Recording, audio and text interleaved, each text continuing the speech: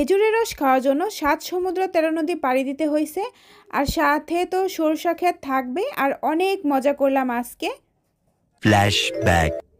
আসসালামু আলাইকুম এভরিওয়ান, কেমন আছেন সবাই? তো ভোরবেলা ৬টার সময় ঘুম থেকে উঠে চলে আসলাম সরষা ক্ষেত দেখার জন্য আর খেজুরের রস খাওয়ার জন্য। কারণ সকালবেলা যায় যদি খেজুরের রস না পাই তাহলে কি হবে?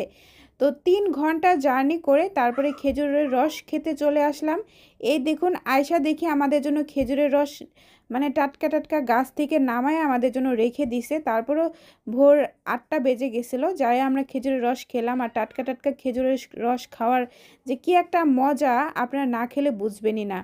তারপরে আমরা খাওয়া দাওয়া করে এখন দুপুরের পরে আমরা বিকাল বিকাল টাইমে সরষা খেতে চলে গেলাম। আর এই যে দেখুন আমার ছেলে মেহমেদ বাবাটা কি করছে, মানে সরষা ক্ষেতের মাঝখানে ঢুকে গেছে। ও মানে একটু ভয় পাচ্ছে না। আমি তো ভেবেছিলাম যে ও মনে হয় অনেকটা বেশি ভয় পাবে। তো দেখি না, ভালোই তো খেলাধুলা করছে, ও অনেক মজা পাচ্ছে আর কি। তো ওর লাইফে ফার্স্ট আজকেই সরষা খেতে আসা। আর অনেক বেশি এনজয় করলাম। বছরের এই সময়টা না অনেক বেশি ভালো লাগে, যেদিকে তাকাই হলুদ আর হলুদ। আমার এখন না অনেক আফসোস হচ্ছে, কেন জানেন? কারণ আমি হলুদ একটা ড্রেস পরে আসি নাই। আমি কিন্তু বানাইছিলাম, আমি জানতাম না যে এখানে আইসা সরষা ক্ষেতেরও দেখা পামু। ভাবছিলাম যে খেজুরের রস খেতে যাব আর ভাইয়ার সাথে একটু ঘোরাঘুরিও করা হবে। কিন্তু আয়সা দেখলাম যে এখানে অনেক সরষা ক্ষেত হয়ে গেছে, কিন্তু আমি অনেক বেশি মিস করছি। জানি না আবার যেতে পারবো কিনা বা যাওয়া হবে কিনা, এই জন্য অনেক বেশি আফসোস করছি। কারণ এখানে কিছু পিকও তুলতে পারতাম। যাই হোক, মনটা অনেক বেশি খারাপ হয়ে যাচ্ছিল। কিন্তু আমার ছেলের খুশি দেখে আমার খুশি আর দেখে কে? মানে দেখুন এত বেশিও খুশি ছিল, মানে ওর লাইফে মনে হয় এরকম খুশি ছিল না। ওর 14 মাস বয়সী যে লাইফটা, ওই লাইফে মনে হয় আজকের মতো খুশি হয়নি। মানে পুরাটা রাস্তা এত সুন্দর করে হেঁটে হেঁটে যাচ্ছিল আর মনে করেন আর এত বেশি এনজয় করছিল। লাস্টে এসে তো পড়েই গেল। তো আপনাদের সম্পূর্ণটাই দেখাচ্ছি। এই যে দেখুন অনেক অনেক সরষা ক্ষেত ছিল, মানে আপনি যেদিকে তাকাবেন সেদিকেই সরষা ক্ষেত। আর একটু পরে আপনি গেলে দেখতে পারবেন। ও দেখেন আবার ওইদিকে ফটোশ্যুটও করছিল আপনাদের মেহমেদ বাবা। দেখুন এখানে এসে ও ফটোশ্যুটে অনেক বেশি ব্যস্ত হয়ে গেছে।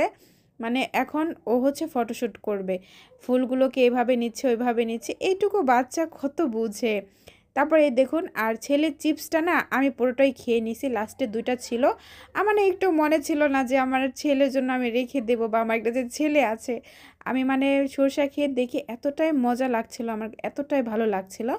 আমি মানে আমার কোনো তালই ছিল না, ওর ফুপুর কাছে ওরে দিয়ে তারপর মনে করেন আমি পুরো বিন্দাস ঘোরাঘুরি করছি আর অনেক এনজয় করছি। শুধু একটা দিক দিয়ে খারাপ লাগছিল যে কিছু ফটোশ্যুট নেওয়া যেত, মানে যদি একটু ভালো ড্রেস আপ পরে আসতে পারতাম অনেক ভালো ফটোশ্যুট নেওয়া যেত। আর বাচ্চা নিয়ে কিসের ড্রেস আপ কিসের কি, সব কিছু একদম অগোছালো হয়ে থাকে।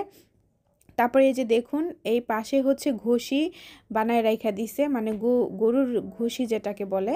আপনাদের ওখানে কি বলে অবশ্যই জানাবেন।